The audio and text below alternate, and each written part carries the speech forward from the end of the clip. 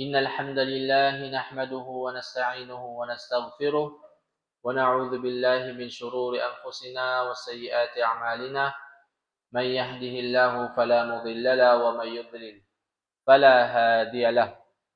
Amma ba'd, mga kapatid, mga magulang sa reliyong Islam, alhamdulillah, ating puriin at pasalamatan ng Allah Subhanahu wa Ta'ala sa lahat ng kanyang mga biyayang binigay sa atin.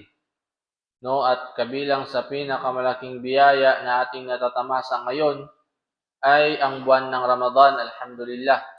Iilan lang, kumbaga pili lang ni Allah Subhanahu wa Ta'ala ang kanyang gusto na maabutan ang buwan ng Ramadan or ang makaabot sa buwan ng Ramadan, at pili lang din ni Allah Subhanahu wa Ta'ala kung sino man ang makakuha ng kabutihan, no, sa buwan na ito, sa buwan na mapagpala na ito. So, mga kapatid, ngayon ay nasa panglima.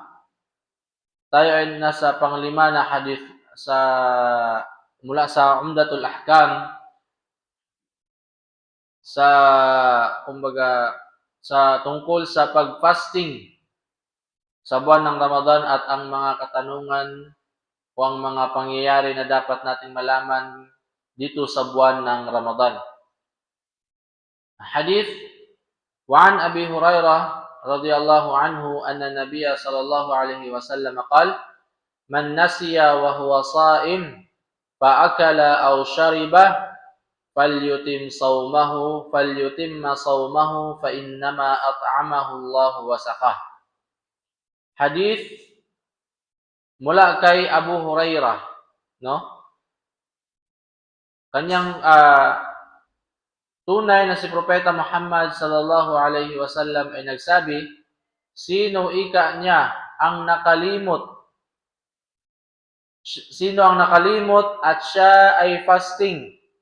Paakala aw shariba, siya ay nakakain at nakainom at siya ay nakalimot na siya ay fasting, falyutimma sawmahu.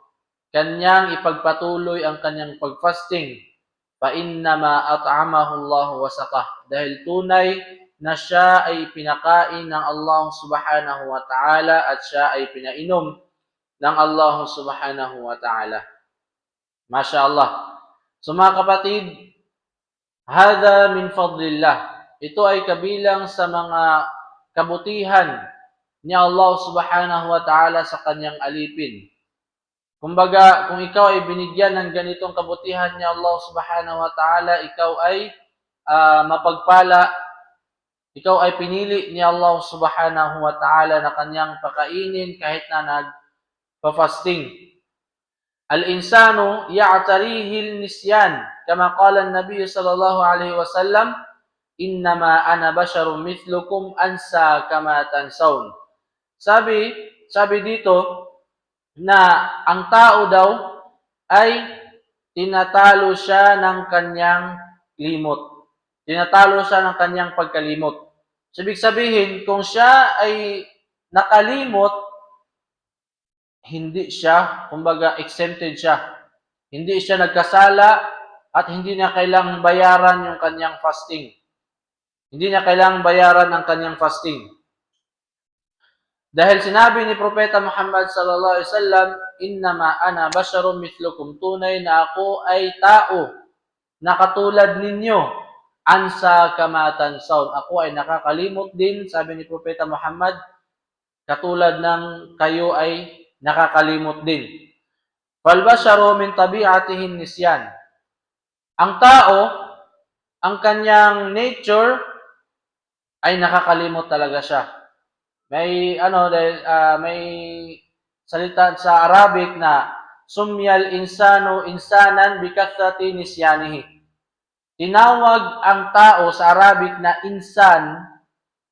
insan mula sa word na insanan, dahil tinawag siyang insan bikathrati nisyanihi, dahil palagi siyang nakakalimot. Nisyan, palagi siyang nakakalimot. So, ngayon mga kapatid, kahit hindi sa buwan ng Ramadan, kahit hindi pag-fast, kahit hindi pag-inom at kain, kahit na ikaw ay nakasiping sa iyong asawa at ikaw ay nakalimot, no? Na ikaw pala ay fasting at nasa buwan ng Ramadan, exempted ka pa rin dahil ikaw ay nakalimot.